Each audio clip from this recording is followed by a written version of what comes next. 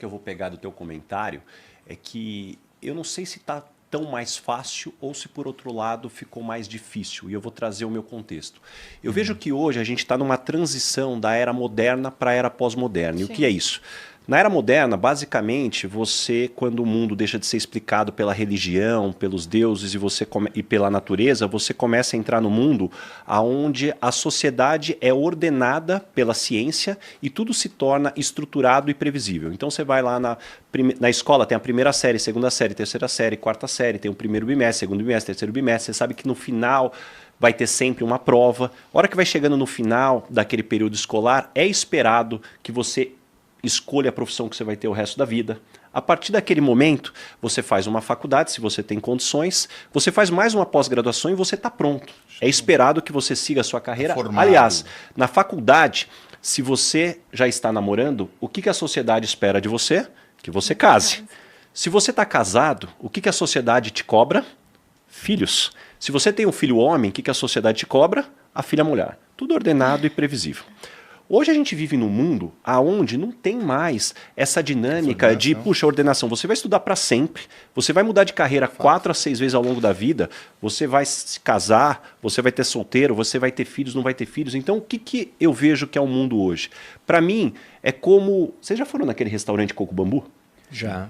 Eu não sei vocês, eu não gosto do menu do Coco Bambu, eu acho horrível. Um menu de 50 páginas para escolher, eu não consigo escolher. Cara, camarão, catupiry, batata palha, assada, não dá para escolher. Uma pena, porque eles são patrocinadores aqui. Quem quiser tem um cupom 10.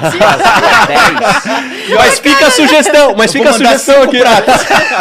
Mas, cara, me dá 3 opções, frango, peixe, carne, que tá tudo certo aqui da dinâmica. Então esse é o problema. O mundo de hoje virou o menu do Coco Bambu. Então é por isso que tá todo mundo perdido. Mas eu ia paralisia de decisão, né? Muitas opções. Eu ia comentar sobre isso, porque vocês estavam falando sobre excesso, né, de abundância. Eu acho que a rede social, especificamente, ela trouxe acesso a essa abundância de resultados. Então, tá todo mundo mostrando o resultado. Perfeito, Malu. E aí, no final das contas, a gente pulou a parte onde mostra o processo. Perfeito, Malu. E aí, mostra o palco e não o bastidor. Só mostra o palco. Perfeito. Então, porque quando você falou para mim assim, o problema não é o jovem, eu fiquei pensando nisso.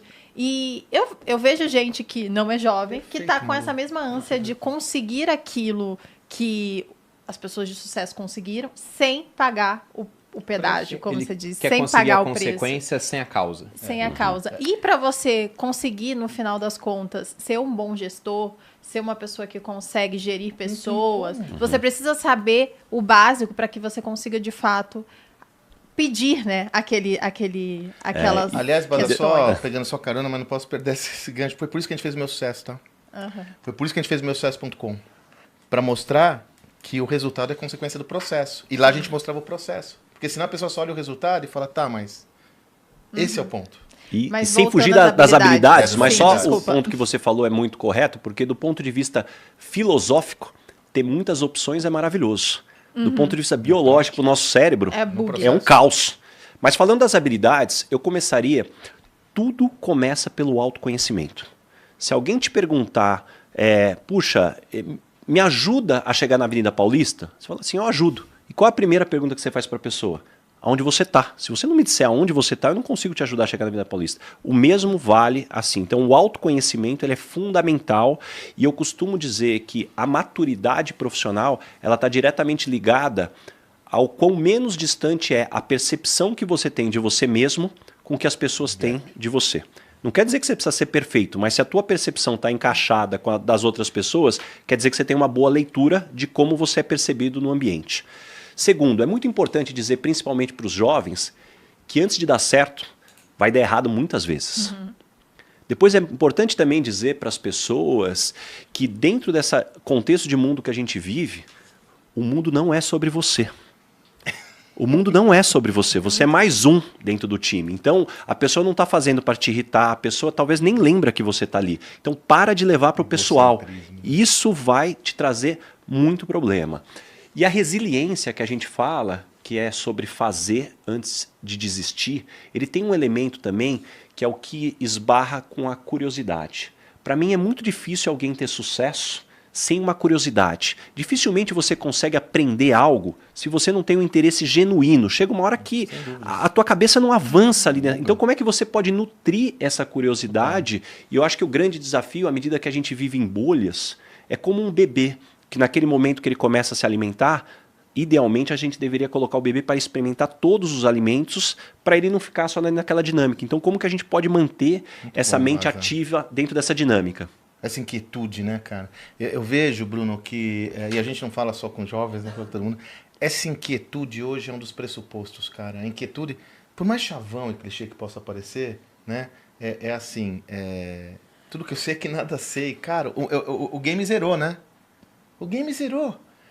E eu vejo muito hoje o ego sendo... O ego é detrator do conhecimento.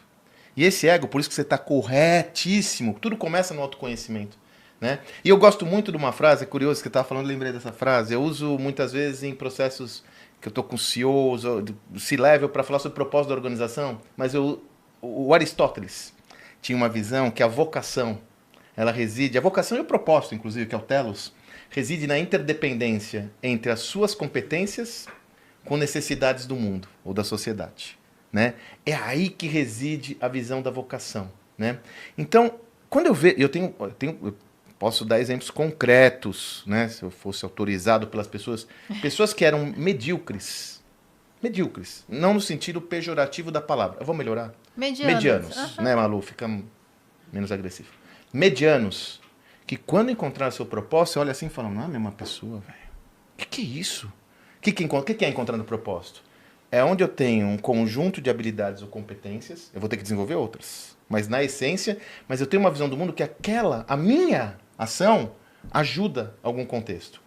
Não é nem problema que seja, por exemplo, né, que você entenda que a sua demanda aqui desse contexto é conquistar mais riqueza material para fazer alguma coisa que você deseja. Amigão, quando eu vendi amendoim confeiteiro, depois eu fui vender anúncio no jornal, qual que era o meu propósito? Survive, amigo. Sobreviver. Uma vez eu fiz um podcast, né, e falei toda a minha trajetória. No final, eu falei, nossa, que legal como você planejou sua carreira, né? Hã? Planejei? Era como se eu estivesse num penhasco, num desfiladeiro, caindo do desfiladeiro. Sabe aquelas arvinhas? Você ia pegando, é um negócio aqui, agora eu vou vendendo, agora... Deu certo, enfim. Mas essa visão, quando você conquista uma maior maturidade, adorei a sua visão do tempo aqui. Conquista uma maior maturidade, você fala, peraí, legal, mas porra, o que eu faço realmente cria valor? Meu amigo, aí é... Mas você sabe, Sandro, que eu vejo uma armadilha, eu concordo com o teu ponto, e o que você trouxe dos filósofos é justamente, o nome do meu livro é Lugar de Potência, nome da coluna na Rádio Eldorado e também o nome do meu podcast, Lugar de Potência, porque eu tenho exatamente esse conceito. O lugar de potência é quando você pega o melhor que você tem para entregar para o mundo, com o que o mundo tem necessidade de consumir, se o mundo não tiver necessidade aqui. Mas aonde que é o erro que a maior parte das pessoas caem? Quando a gente é novo, a gente recebe normalmente um conselho de carreira que é muito ruim. Que é o seguinte conselho: escolha uma coisa e seja o melhor naquilo. Putz, esse conselho é terrível, a não ser que você queira ser um atleta olímpico. Aí você escolhe uma coisa e vai ser o melhor nisso. As pessoas de sucesso que eu entrevisto, elas não são melhores em uma coisa. Elas são acima da média em várias coisas. Isso, inclusive, para mim, o melhor exemplo, tem um cara que eu gosto muito e acompanho, chamado Scott Adams, que é o criador do Gilbert, do quadrinho do mundo corporativo. E ele escreveu na biografia dele: eu sempre fui um bom desenhista, mas não a ponto de ser considerado um artista. Eu sempre fui uma pessoa engraçada, mas não a ponto de ser considerado um humorista. E eu sempre fui uma pessoa que conhecia muito do mundo corporativo, mas não a ponto de ser considerado um grande líder empresarial. Mas quando eu reúno esses três elementos, eu conquisto o meu posicionamento que até hoje ninguém conseguiu me alcançar. Isso é o lugar de potência. Agora, quando a gente fala dessa autenticidade, só também trazendo mais uma provocação, a gente tem que separar que existe uma diferença grande entre ser autêntico e falar tudo que pensa. Quem fala tudo que pensa é criança, é outra categoria, né? Como é que dentro de autenticidade o mesmo cara você que se posiciona dentro dessa dinâmica eu só faço o que eu gosto. Isso é imaturidade. E é por isso que quando a gente fala dessa evolução, uma das perguntas que eu mais gosto de fazer em entrevista, quando eu estou contratando principalmente diretores e presidentes, é a seguinte pergunta: o que você aprendeu nos últimos 12 meses que hoje é um diferencial na sua carreira? Putz, essa pergunta é matadora. Porque se o cara ele tem aprendizado contínuo. Porque se num mundo que muda tão rápido, você não aprendeu nada que hoje é um diferencial, sinto informar, mas você está ficando para trás. Você não tem fome. Muito interessante isso. Mas muito bom ele ter falado sobre mediocridade, que de vez em quando eu tô lá no meu Instagram e eu falo, Eu era medíocre. O pessoal se sente muito atingido quando fala... E ela falando dela mesma. Ela fala, não, mas você não era medíocre. Veja bem, você sempre foi boa nisso. Eu falei, não, mas eu era. E medíocre quer dizer, na média, né? Eu era mediana. A etimologia da palavra. Tá tudo certo, tudo porque certo. essa acho que é o primeiro passo, é você entender Mas que você de fato é algo, no caso, mediano, e você pode melhorar, porque você não tá estático. Partida, exatamente. Né? Como o Mas eu acho que aí o Baza, mais uma vez, mandou muito bem com o autoconhecimento. E você mais ainda, Manu, quando você fala da abundância das redes sociais. Ela gera superficialidade. E as pessoas que não têm maturidade e autoconhecimento, elas vão sempre para uma parte assim que é mais evidente. E uma delas é de autodefesa. Essa pessoa que responde para você tão rapidamente, talvez ela nem tenha lido o texto, vamos combinar. Segundo, mesmo que ela leu, ela está numa posição de autodefesa porque você falou alguma coisa que afeta a estima dela, porque aí tem um problema do autoconhecimento, e ao invés de trabalhar essa tese, é muito mais fácil fazer o quê? Desacreditar a fonte. Né? Por isso que aquilo que você trouxe como inquietude e curiosidade, a base disso é saber que a gente está zerado, cara. Sabe assim, hoje eu digo, Bruno, eu tenho muito mais indagações do que convicções. Muito mais perguntas do que respostas. Aliás, meu 11º livro que eu já estou escrevendo com o Salib é sobre como fazer perguntas transformadoras na era da inteligência artificial. É sobre perguntas o livro, porque é um tema... Bom, nós estudamos muito, cara, já estamos produzindo. Qual que é o ponto? Agora, uma convicção eu tenho. Se eu parar de estudar e aprender, é o começo do meu fim. E não estou falando... E outra coisa, né? Não é só um conhecimento, adorei a sua visão do generalista. Eu trabalho no meu livro, no Gestão do Amanhã, o especialista generalista. Eu me aprofundo naquilo que eu tenho que me aprofundar, mas eu tenho que ter repertório para ter uma visão genérica e desempenhar outros papéis para atender as demandas complexas da sociedade. Então, quando eu falo aprender, não é só esse aprendizado instrumental, técnico, focado. É aprender de tudo. Peter Drucker, Bruno, minha maior referência intelectual, meu parceirão, meu irmão, Zé Salib Neto, o Salibão, interagiu com o Drucker, então ele estuda o Drucker de cabo a rabo. O Salib é um dos maiores entendedores do Drucker do mundo fácil. O Drucker, para quem não conhece, foi o maior pensador da gestão da administração moderna. O Drucker, Bruno, ele faleceu com mais de 90 anos, e ele tinha uma pegada que todo ano ele estudava um tema em profundidade. Que tema? Né? Isso foi no papo inclusive que o Salib teve com ele. Cara, eu lembro que uma vez era... arte oriental, era temas relacionados à sociologia, antropologia. O cara fala de administração, são relações humanas. Então, quando eu falo desse processo, além do conhecimento técnico, que repertório você está absorvendo que lhe confere mais capacidade de lidar com essa complexidade do mundo. De ler um post como esse e ter uma análise crítica sobre ele. Percebe? Então, Malu, essa própria abundância... pode gerar o comodismo, porque tá tudo muito fácil, Pô, né? Magaldi, mas já fiquei feliz agora, porque minha mulher não cansa de falar que eu sou de fases, cada hora eu tô com uma mania. Eu vou falar pra ela que eu tô inspirado em Drucker, que eu tô agora na... o que esse ano eu tô afim de aprender e fazer de diferente. Eu prefiro ser uma metamorfose ambulante do que ter... Esse é o ponto, cara. É claro que, né, de novo, a gente sempre tem que, né... Os extremos são péssimos. O que a gente tá trazendo é o equilíbrio.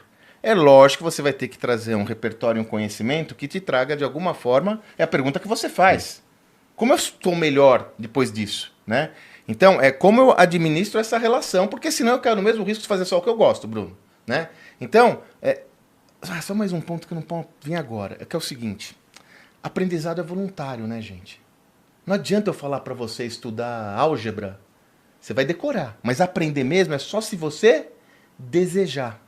Então, quando eu falo no aprendizado, eu tenho que ter uma visão clara da consequência daquele aprendizado. E pode ser para eu ficar mais feliz. Pode ser para eu curtir mais a vida. Todo aprendizado tem a ver com recompensa. Todo aprendizado tem a ver com recompensa. Quando a gente é moleque é passar de ano, depois a faculdade é o currículo, depois o MBA tem empregabilidade. Muitas vezes a gente esquece de pensar qual é a recompensa desse aprendizado. E eu vejo que esse processo ele começa no pico e depois ele... que nem dieta, exercício físico, ele cai numa vala comum. Então, o aprendizado é voluntário. E quanto mais você entender essa relação causal, por que eu estou aprendendo isso? Por mais que seja etéreo, mais você vai ter motivação para fazer o esforço. Você não aprende sem esforço. Quando eu trabalhava no jornal, eu vendia anúncio de empregos. Aliás, foi lá que eu conheci. Sabe que quando a Michael Page entrou no Brasil, eu tive as primeiras conversas com o Michael Page no Brasil, quando eu estava gestor lá da Folha de São Paulo de Empregos. Não tinha um pessoal que era do Sleep Learning. Já viu esses? Aprenda inglês dormindo. Eles anunciavam. Você acha? Desculpa. Você acha que eu quero, né? Sleep Learning, cara, ele foi proibido de anunciar no jornal. Sleep Learning. E o cara, tinha um negócio aí, dizer, você acha que dá para aprender dormindo, cara? Eu posso decorar coisas, eu posso, né? Tem estudos que mostram que a repetição ajuda a absorver conhecimento, mas você não faz sinapse. Cognitivamente você não consegue. Então, gera esforço. Aquilo que o Baza falou. O cérebro, ele é avaro cognitivo. Por isso que tantas escolhas fazem tão desafiante para nós. Como o cérebro é avaro cognitivo, a nossa tendência é economizar esforço cerebral. Eu tenho que entender isso porque aprender é uma das atividades cerebrais que mais gera sinapse e conexão, que mais dá trabalho. Eu gostei muito do que você falou, Baza, do fato de que a maior parte das pessoas bem-sucedidas que você conhece, elas não são especialistas em uma única coisa, que é um conselho que o pessoal recebe em mercado de trabalho, mas elas são acima da média em várias, porque eu fui militar durante 11 anos, me formei na Academia Militar das Agulhas Negras, eu fui primeiro da minha especialidade, artilharia, e como é que era a computação das notas para ver a classificação? Porque tudo valia nota, prova física, corrida, natação, tiro, prova de matemática, de português, direito administrativo, constitucional, estatística, economia. E o mesmo a gente teve peso, né, praticamente. todas com o mesmo peso. Mas o que acontecia era o seguinte,